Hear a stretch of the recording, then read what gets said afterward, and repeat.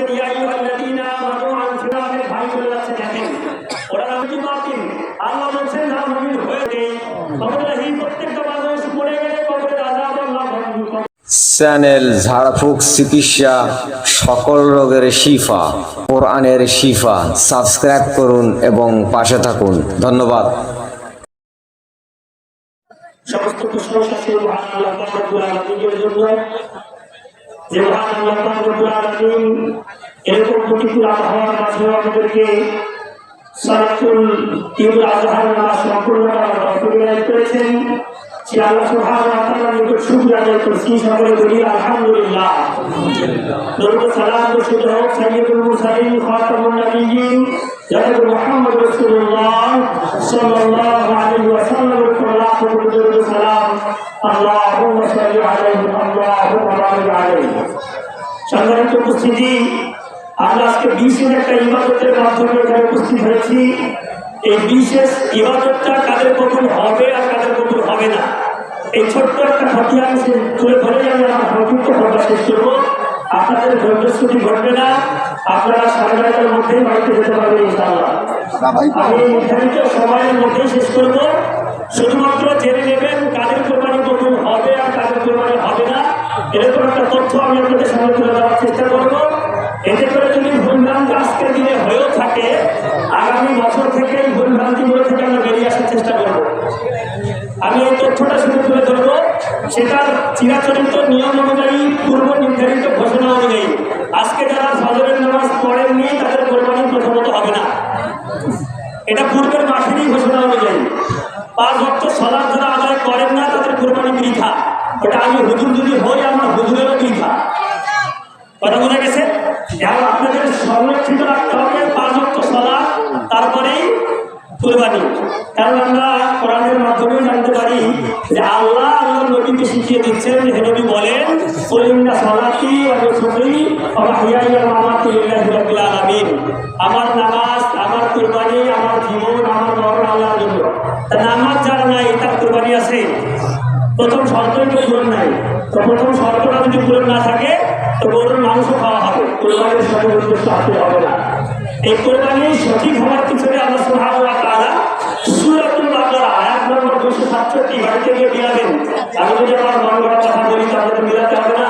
বাংলা কোরআন পাওয়া যায়, মোবাইলে সার্চ দিলে এরকম মোটামুটি সবার আছে। আপনারা যারা মুরব্বী মানুষ আপনাদের নাই কিন্তু আপনার নাতি প্রতি সন্তানদের আসতে কিন্তু ভালো আপনাদের থেকে ওদের কাছ থেকে সার্চ দিয়ে বের করে নেবেন। সূরাতুল বাকারা 267 নম্বর আয়াত। আল্লাহ বলছেন ইয়া আইয়ুহাল্লাযীনা আমানু আনফিকু মিন তাইয়্যিবাতি মা কাসাবতুম ওয়া মিম্মা আখরাজনা লাকুম মিনাল আরদ ওয়া লা তায়াম্মামুল খাবিসা মিনহু তুনফিকু ওয়া লাস্তুম বিআখিযিহি ইল্লা আন তুগমিযু ফীহি ওয়া আ'লামু আন্না আল্লাহা গানিয়্যুন হামীদ। আল্লাহ সুবহানাহু ওয়া তাআলা এই আয়াতটাকে তুলে ধরলেন। এই আয়াতের সাথে আমাদের বর্তমান প্রেক্ষাপটে অত্যন্ত মিল রয়েছে। আপনারা হয়তো মনে মনে ভাবছেন হুজুর হাবিল কাবিলের ঘটনা বলবেন না, এগুলো ঘটনা আপনারা সবাই জানেন, মুখস্থ আছে। নাই যাদের বয়স 60, 65, 50 এরা জীবনে যতবার এই ঘটনা শুনেছে আমি বসে যদি ওরাও বলতে পারবো এটা পারবে না। ওই হাবিল কাবিলের এই ঘটনা আমরা শুনবো না। আমরা আমাদের বর্তমান প্রেক্ষাপট অনুযায়ী কিভাবে জীবনযাপন করছি এটার সাথে ইব্রাহিম আলাইহিস সালামের কোরবানির মিল হচ্ছে কিনা, নাকি আমাদের মাংস খাওয়া হচ্ছে, শুধু এতটুকু বলবো। আপনাদের ধৈর্য অনেকক্ষণ থাকে না। অনেক ভাই চলে যাচ্ছে দেখেন, ওরা আমাকে উপেক্ষা করে চলে যাচ্ছেন, ওনারা আমাকে কিছুই মনে করছেন না। শুধু 150 কিলোমিটার পাড়ি দিয়ে আমি আপনাদের দিন প্রচারের জন্য এখানে আসলাম। গত দিন থেকে আমাকে প্রায় 2 মাস 10 দিন আগে থেকে আমাকে প্রস্তুতি নিতে হয় যে একটা দিনের সার্ভিসের জন্য, বড় জোর আধা ঘন্টা 45 মিনিট সার্ভিসের জন্য 2 মাস 10 দিন নির্জন ক্ষেত্রে পড়াই গেছি। তখন থেকে আজকের এই 3টা পর্যন্ত চিন্তা কতক্ষণে এখানে পৌঁছে আপনারা এই কাজটাকে সম্পাদন করতে পারবেন। আপনারা যদি টাকা নাও দেন, বলেন যে ওদের হাতিয়া 1 টাকাও নাই, আমি তারপরেও আসবো, আমি আমার কাছে জান্নাত চাওয়ার জন্য আসবো এখানে। কারণ এখানে অনেক মানুষ রয়েছে, আমার থেকে নিষ্পাপ মানুষ এখানে থাকতে পারে। ওদের ওসিলায় যদি আল্লাহ আমাকে ক্ষমা করে দেয় তবে এই আশায় আসি। আমি আপনাদের উপর ধর্মের আশায় আসি না, টাকার আশায় আসি না। আলহামদুলিল্লাহ আমার বাবার অনেক টাকা আছে, আমি একটাই ছেলে। আলহামদুলিল্লাহ আমার বাবার অনেক টাকা আছে, আমি একটাই ছেলে। শুধু 150 কিলোমিটার আসার উদ্দেশ্য আপনাদেরকে দিন শোনানোর জন্য। আপনারা আমাকে উপেক্ষা করে বাড়িতে চলে যাচ্ছেন, কোরবানি করবেন। আমারও বাড়ি আছে, আমারও পরিবার আছে, আমারও সন্তান আছে, আমি কোরবানি করবো না? আমার করতে মন চায় না। আমি কেন দূর থেকে এসে আপনাদের কাছে ঘুরে আসি? উদ্দেশ্য শুধু একটাই, আল্লাহর দ্বীন প্রচারের সাথে জান্নাত পাওয়ার আশায়। আমি আশা করবো আপনারা দোয়া করবেন, আল্লাহ যেন আমাকে মাফ করে দেন গুনাহসমূহ এবং আমাকে যেন জান্নাতুল ফিরদাউস নসিব করেন। আমি আয়াতটা তেলাওয়াত করেছি, এই আয়াতের সরল অনুবাদ, সরল অর্থ আল্লাহ সুবহানাহু ওয়া তাআলা এভাবে তুলে ধরেছেন যে হে মুমিনগণ, তাদেরকে উদ্দেশ্য করে, মুমিনদেরকে উদ্দেশ্য করে, ইয়া আইয়ুহাল্লাযীনা আমানু, ফজরের নামাজ যারা পড়ে নাই তারা এখনো মুমিন আছে। তাহলে হইল না, মুমিনের প্রথম শর্ত, আল্লাহ যে শর্ত দিচ্ছেন এই শর্ততেই আপনি আমি ফেল, আমাদের পাশের কোনো সুযোগ নাই। ইয়া আইয়ুহাল্লাযীনা আমানু আনফিকু মিন তাইয়্যিবাতিন, আল্লাহ বলছেন যারা মুমিন হয়েছেন বা মুমিন হওয়ার চেষ্টা করছেন বা আছেন, এখন তাদের জন্য শর্ত। কি শর্ত? আনফিকু মিন তাইয়্যিবাতি মা কাসাবতুম, আমি তোমাদেরকে যে বস্তুগুলো দান করি, ফসল ফলাদির মধ্যে হোক, চাকরির বেতনের মাধ্যমে হোক, আর যে কোনো ভাবে হোক, আমি যে তোমাদেরকে দেই, এই দেওয়ার ভালো অংশটা তোমরা আল্লাহ রাস্তায় ব্যয় করবে। কি করবে?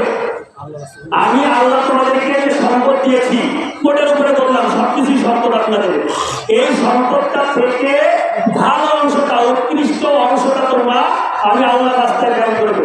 উৎকৃষ্ট টাকা সুদের টাকা, উৎকৃষ্ট টাকা সুদের টাকা, এই মাঠে সুদের মানুষও বসে আছে, আমি তো চিনি না, আল্লাহ ছেলে, আল্লাহ ছেলে না।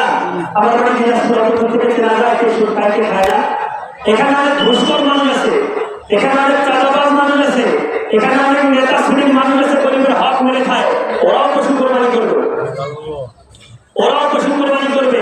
আল্লাহ বলছেন হালাল হতে হবে, তবেই কোরবানি পশু সার্থক হবে, মানে আমার রাস্তায় কি করতে হবে। এটা কোরবানিটা আমরা কার জন্য করছি? আমার জন্য, আপনার জন্য, আমরা আল্লাহর জন্য করছি। আল্লাহ বলছেন আমি হচ্ছি ভালো, আমি হচ্ছি সুন্দর, আমি হচ্ছি পবিত্র, আমার কাছে পবিত্র জিনিসটা পাঠাতে হবে। কেউ সুদের টাকা দিয়ে যদি গরু করে, এটা পবিত্র হইল। কেউ যদি ঘুষের টাকা দিয়ে করে, এখন এখানে একটা কথা, আমরা 7 ভাগে কোরবানি দিই, অনেকে দিই না। আলেম ওলামা 7 ভাগে কোরবানি দেওয়ার ব্যাপারে কারা কারা বিমত পোষণ করেছে অনেক আলেম শুনেননি? ইউটিউবের মাধ্যমে অনেক আলেম বিমত পোষণ করেছে। কেন জানেন? এই যে এই কারণে, আপনি যে 7 শরীকে কোরবানি দিচ্ছেন, ওখানকার একজন মানুষ যদি বেনামাজি থাকে 7 জনেরই নষ্ট।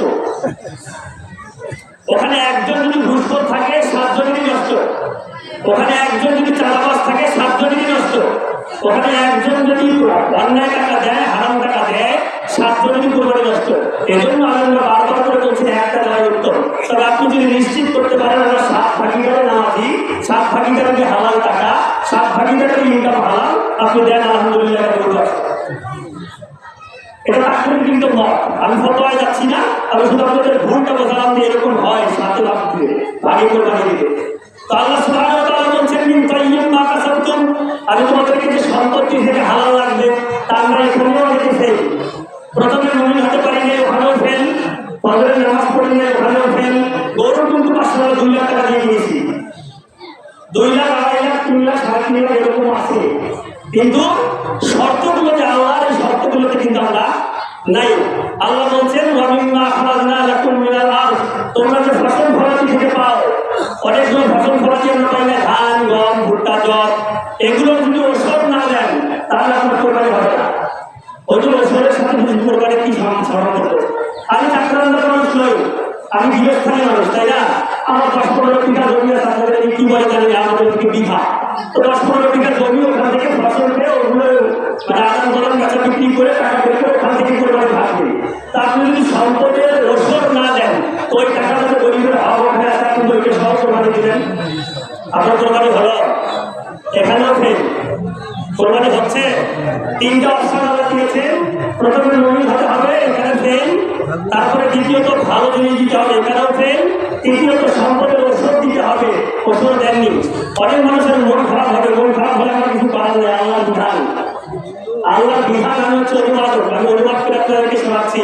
এ কথা আল্লাহ, মামলা যদি দায় হয়, জেল যদি হয়, ফাঁসি যদি হয়, প্রথমে আল্লাহ, তারপরে আল্লাহ নবীর, তারপরে আমার কথা বলে গেছে। জেল জরিমানা ফাঁসি কেউ যদি দিতে চান বা কারো যদি আমার কিছু করার থাকে, তাহলে আগে আল্লাহকে দিতে হবে। যিনি করেছেন এটা, তারপরে তিনি প্রচার করেছেন তাকে, তারপরে আমি প্রচার করেছি আমাকে। এরকম না বিধানটা? আমাদের লয়ার সাহেব আছে, এখানে শুনবেন বিধানটাকে এরকমই হয়। আল্লাহ সুবহানাহু ওয়া তাআলা বললেন ওয়ালা তায়াম্মামুল খাবিসা মিনহু তুনফিকুনা ওয়ালাস্তুম বিআখিযিহি, তোমরা কেউ খারাপটা দেওয়ার চেষ্টা করিও না, কারণ তোমরা নিজেরাও খারাপটা পছন্দ করো। কি?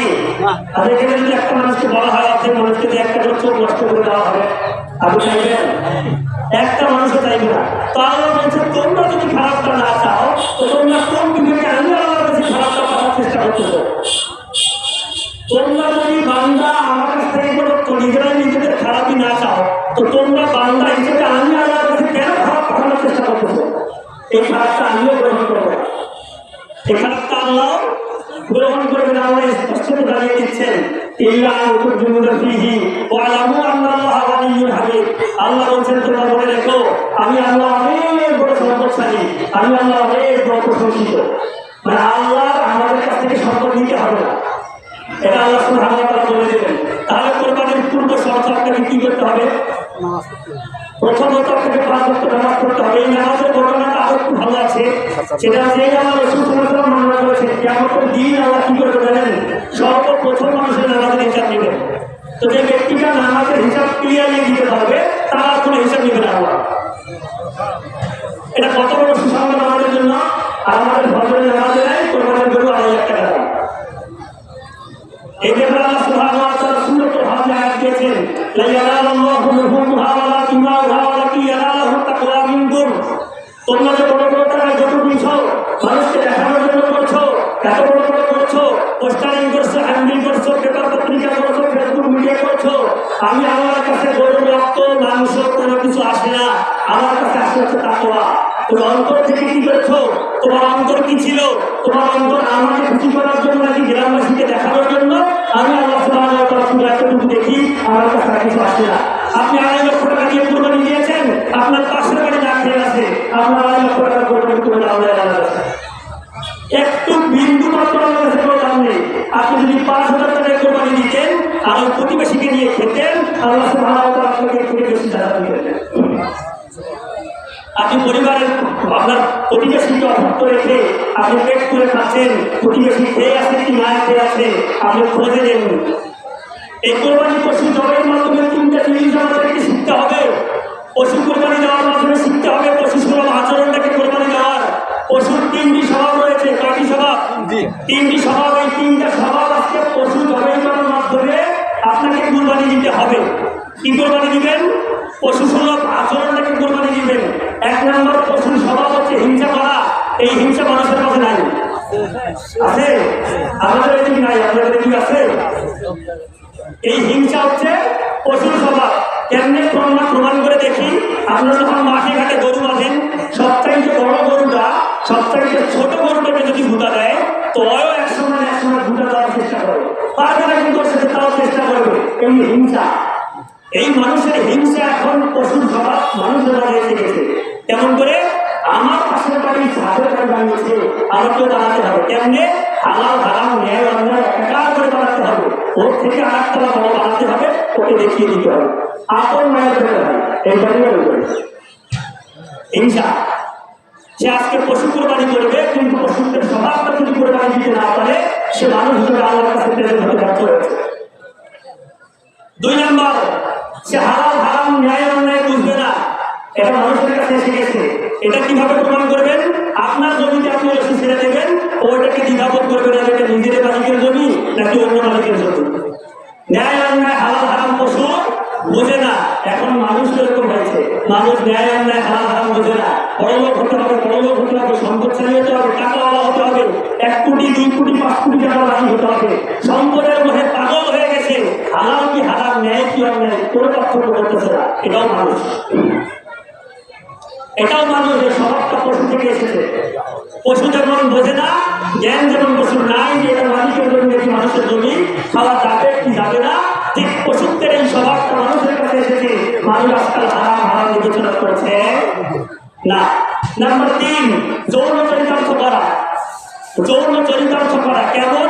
আমরা সকলেই জানি যে গাভীর পেট থেকে বাচ্চারা বের হয়, কিছুদিন পর বড় হলে ওটা মায়ের উপরে উঠবে, দেখেছেন কি? কারণ পশু বোঝে না যৌন চরিতার্থ কি জিনিস। এখন মানুষও বোঝে না, এখন মানুষ এই জিনিসটা বোঝে না। প্রচুর পশু আচরণ কোনটা, মানুষের আচরণ কোনটা। মানুষ পশু যে আচরণ করছে, মানুষও ঠিক সেই আচরণ করছে। আপনাদের দিকে বা আমাদের দিকে দীর্ঘ 3-4 মাস থেকে দেখছি একটা পাগলি রাস্তায় ঘুরে বেড়াচ্ছে, পাগল মহিলা। তো বাজারে গিয়ে কথা বলতে বলতে দেখলাম যে মানুষ কথা বলছে, আমি রাস্তা করতে গিয়ে শুনলাম ওই পাগলিটা নাকি প্রেগনেন্ট হয়েছে। কারণ কে করলো? পশু। কে করলো? পশু। আপনার আমার মতো এক শ্রেণীর মানুষ এটা করেছে। তো মানুষের যৌন চরিতার্থ করবে, মানুষের যৌন খুব এত বেড়ে গেছে।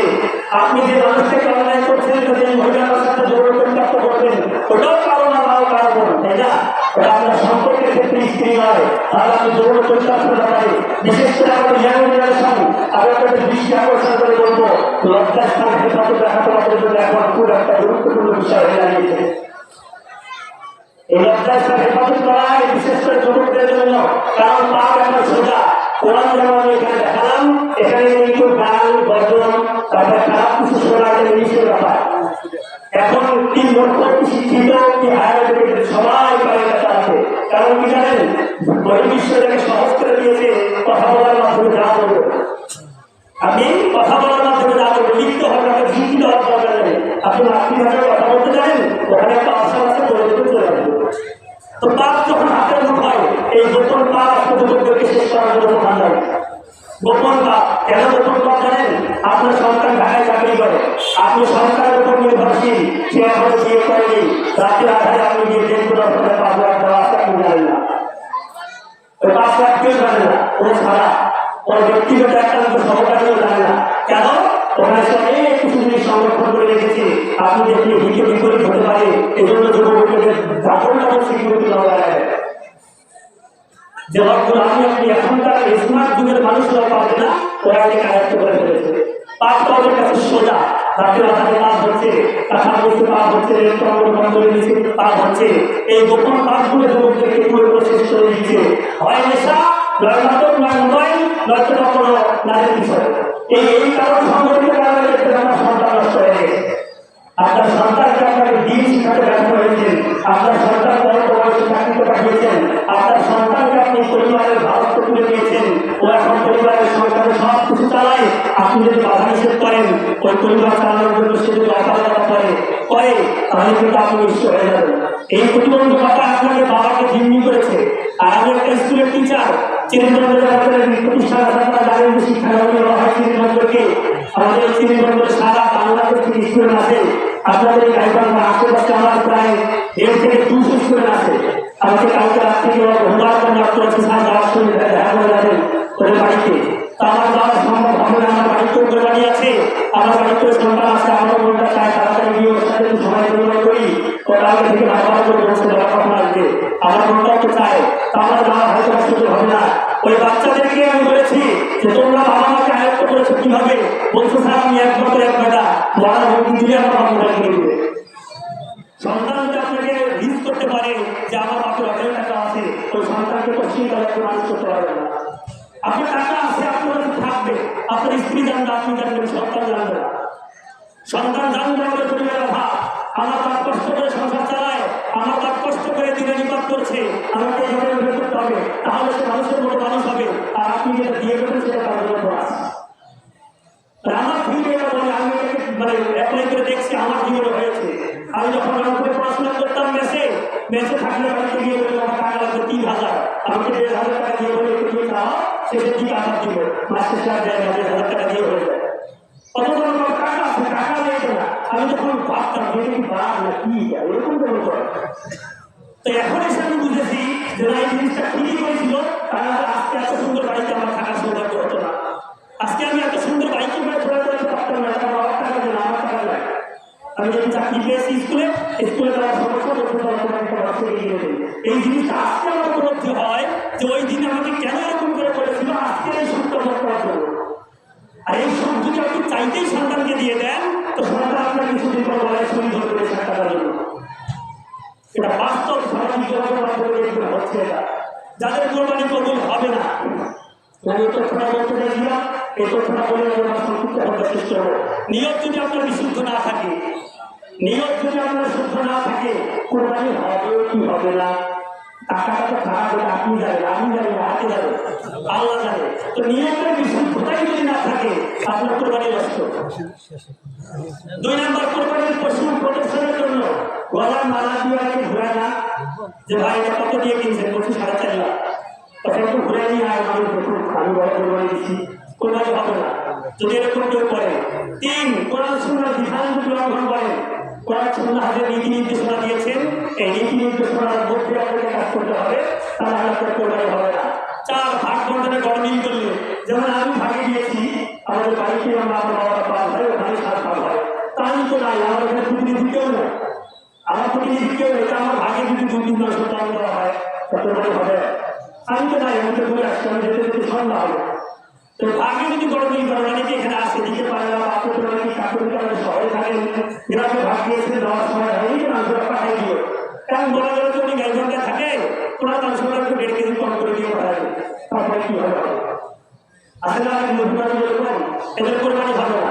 গোস্ত খাওয়ার নিয়তে কোরবানি, আল্লাহকে সন্তুষ্টির জন্য নয়, গোস্ত খাওয়ার নিয়তে।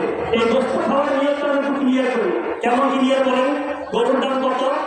1,15,000। কত করে করবে ভাবছে দেখুন, 750 বেশি করতে এমনি বাজারে তো 750, এটা কত হলো? তার ভাই 900, কত 3,000 তো ভালো আসলে কোরবানি নষ্ট আপনার এবারটা এখানে এভাবে দেওয়া আছে, কিন্তু আমি এখানে ব্যাখ্যা বিশ্লেষণ করে দেখেছি এই সিস্টেমটা এটা অনেকেই কিন্তু কোটি কোরবানি করার সময় করে না, ওকে এমন দাম দিয়ে 700-র মধ্যে করে বাজারে তো 700। আপনি আজকে বাজারের সাথে কম্পেয়ার করছেন না, আপনি এটা উৎসর্গ করবেন কেন? আল্লাহর নামে, কাকে খুশি করার জন্য? আল্লাহকে খুশি করার জন্য। এটা 1,500 কিলো করে আর 2,000 করে 2,500 করে আমাকে বলাই যাবে না। অথচ আমরা এটা কি করি? হিসাব করি, আরে 800 টাকা পড়ে গেল, কেমন হয়ে গেল, 500 টাকা কিনছে ওটা 750 করে দিতে হবে, কেন ভালো হয়েছে কোরবানি নষ্ট। সর্বশেষ অবৈধ টাকায় যত কোরবানি আমি আলাপ করেছি, আপনার টাকা বৈধ হতে হবে, আপনার উপার্জন বৈধ হতে হবে, আপনার উপার্জন হারাম হতে হবে। হারাম উপার্জন যদি না হয় তাহলে কিন্তু আপনি কোরবানি দিতে দিয়েছেন, কোরবানি কিন্তু আপনার আল্লাহ কোরবানি কবুল হয়নি। একটি হাদিস রাসূল সাল্লাল্লাহু আলাইহি ওয়াসাল্লাম বলেছেন যে যারা আল্লাহর পথে ব্যয় করবে, যারা আল্লাহর পথে হালাল টাকা, উত্তম টাকা, উত্তম পয়সা ব্যয় করবে, ফেরেশতারা তাদের জন্য দোয়া করে আল্লাহর কাছে, আল্লাহ তার সম্পদ আরো বাড়িয়ে দাও, আল্লাহ তার সম্পদ কি করো আরো বাড়িয়ে দাও। কত বাড়িয়ে দাও? যত তোমার মন চায় তত বাড়িয়ে দাও।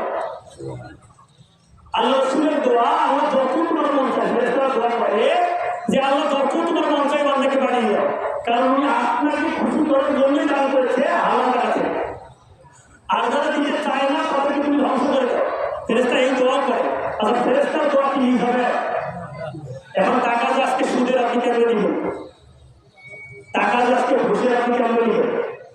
না দিয়ে চলে যাবেন যে হুজুর করছে আমার টাকা খাওয়া আমাদের দেবো না।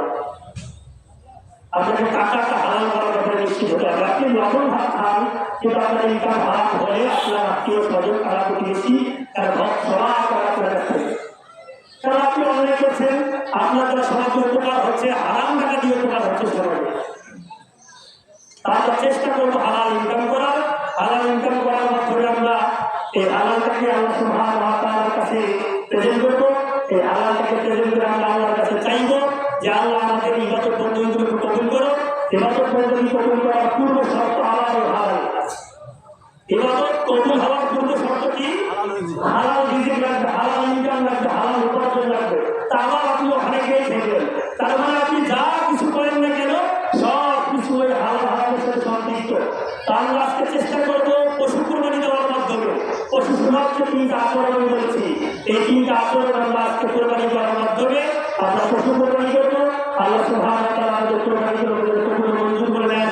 কোন ভাই যদি কোনো ভাইয়ের সাথে অপরাধ থেকে থাকে, আপনি কোরবানি করার আগে গিয়ে ওই ভাইয়ের সাথে ক্ষমা করে ক্ষমা চেয়ে দিবেন যে ভাই আমার ভুল হয়েছে, আপনি আমাকে ক্ষমা করে দেন, আপনার সাথে আমি একাত্মতা করলাম। নিজের ভাই, অপরের ভাই, পাড়া প্রতিবেশী যেই হোক না কেন, আজকে পশু সুলভ আচরণটাকে আগে কোরবানি করবেন, তারপর আপনি পশু কোরবানি করবেন। আশা করা যায় আল্লাহ সুবহানাহু ওয়া তাআলা আপনার কোরবানিটাকে কবুল মঞ্জুর করবেন। এই বলে আমি আমার সংক্ষিপ্ত কথা শেষ করলাম। আসসালামু আলাইকুম ওয়া রাহমাতুল্লাহি ওয়া বারাকাতুহু। إن لم تغفر لنا وترحمنا لنكونن من الخاسرين. ربنا آتنا في الدنيا حسنة وفي الآخرة حسنة وقنا عذاب النار. ربنا لا تزغ قلوبنا بعد إذ هديتنا وهب لنا من لدنك رحمة إنك أنت الوهاب. ربنا إننا سمعنا مناديا ينادي للإيمان. ربنا أفرغ علينا صبرا وثبت أقدامنا الكافرين مولاي আমরা তোমার প্রতিবার গুনাহগার বান্দা ঈদুল আযহা সুন্নাত আজকে তোমার শহীদ হওয়ার হাত করেছি مولاي তুমি আমাদের জীবনের গুনাহ খাতাগুলো মাফ করে দাও مولاي আমরা যারা দাবি টাকা মুরব্বি রয়েছে আল্লাহ তুমি তাদেরকে সাহেব আবুবকরের মতো কবুল ও মঞ্জুর করে দাও مولاي অনেক যুবক এসেছে আল্লাহ তুমি যুবকদেরকে সাহেব আলীর মতো কবুল ও মঞ্জুর করে দাও مولاي অনেক প্রতিনিধি ভাই এসেছে আল্লাহ তুমি তাদেরকে উমরের মতো কবুল ও মঞ্জুর করে দাও مولاي তোমাদের অনেক মানুষ অসুস্থ আল্লাহ তুমি তাদের সুস্থ করে দাও বিশেষ করে মাঠের সভাপতি সেক্রেটারি সহ যারা অন্যান্য রয়েছে আল্লাহ তাদেরকে তুমি মাফ করে দাও مولاي ওরা খুব অসুস্থ আল্লাহ দোয়া চেয়েছেন না আমাদের অনেক মানুষ দোয়া চেয়েছে আল্লাহ তুমি তাদেরকে সবাইকে আল্লাহ তুমি ক্ষমা করে দাও শেফায়াতুল্লাহ দান করে দাও مولاي এখানে আমরা যারা আমিন করেছি আল্লাহ নিষ্পাপ শিশুরা হাত করেছে مولاي তাদের হাতের সিলা করে তুমি আমাদের জীবনের গুনাহ খাতাগুলো মাফ করে দাও